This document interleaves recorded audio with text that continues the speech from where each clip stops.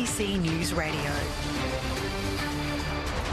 The federal opposition says the purchase of another million Pfizer doses is an attempt to plug holes in the COVID-19 vaccine rollout. The Prime Minister has announced Australia will receive the extra doses from Poland, with around half of them directed to young people in Sydney's outbreak areas. Labor frontbencher Linda Burney has welcomed that decision, but says there's an urgent need of more vaccines across all of New South Wales, especially in communities where Indigenous Australians are contracting the virus. This is a rolling, unmitigated disaster. Scott Morrison made much to do today about getting 1 million vaccines. It is catch-up and plugging holes, nothing more.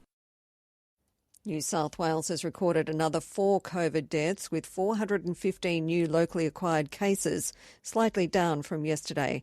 Januta Kazaki reports. New South Wales Premier Gladys Berejiklian says one day doesn't make a trend, and the main suburbs of concern remain in Sydney's west. That's Blacktown, Mount Druitt, Marryong, Merrylands, Auburn and Guildford. New South Wales Chief Health Officer Dr Kerry Chant says she's very concerned about Western New South Wales. We have cases in Dubbo, cases in Walgett, and we have exposures and sewage detections in a number of other areas such as Burke. A woman in her 50s, a woman in her 70s, a man and a woman in their 80s have died in hospital.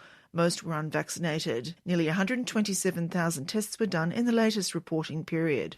Victoria's Premier Daniel Andrews says there will be more COVID-related deaths if people don't follow the rules of Melbourne's 6th lockdown. 25 new cases have been recorded. 13 have been in the community while infectious, with 4 additional mystery cases. Mr Andrews has renewed calls for people to follow lockdown rules following an illegal pub crawl which occurred in Richmond in Melbourne's east overnight. ACT health authorities have defended their effectiveness of their contact tracing program as a number of Canberra cases remain unlinked. There are 9 active COVID-19 cases in the nation's capital, including 2 new cases out of almost 6,000 tests. The ACT's Chief Health Officer, Dr Karen Coleman, says the source of infection for the original case is still a mystery, but she's comfortable with the investigation. Western Australia's Premier Mark McGowan says he supports workplaces enforcing mandatory COVID-19 vaccinations for their employees where necessary. In Western Australia, hotel quarantine workers and aged care workers are required to be vaccinated under a state-based public health order. The Fair Work Ombudsman has advised employers can direct employees to get vaccinated where it's lawful and reasonable to do so. Mr McGowan has told Sky News certain workforces should require their workers to be immunised. I'm actually not opposed, especially if the workforce is one that has that importance or that contact with people who might be vulnerable or infected to getting vaccinated. The Afghan capital, Kabul, is now the country's last major city in government hands after the Taliban captured 2 key centres in the past 24 hours in their lightning offensive.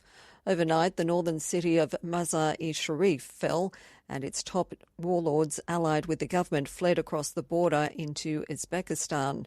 Today, the militants took the key eastern city of Jalalabad after the governor there surrendered without a fight.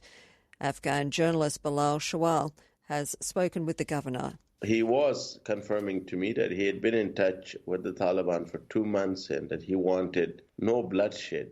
The morale among the Afghan soldiers, the Afghan National Security Forces, is low. They refuse to put a fight.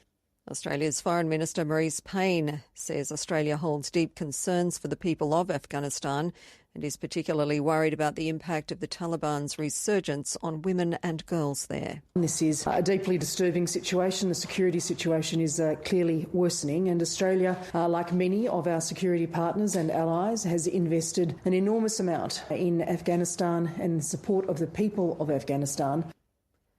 Women's world number 2 tennis player Naomi Osaka says she'll donate her earnings from this week's Western and Southern Tennis Open in the US to support earthquake relief efforts in Haiti, the Caribbean nation where her father was born.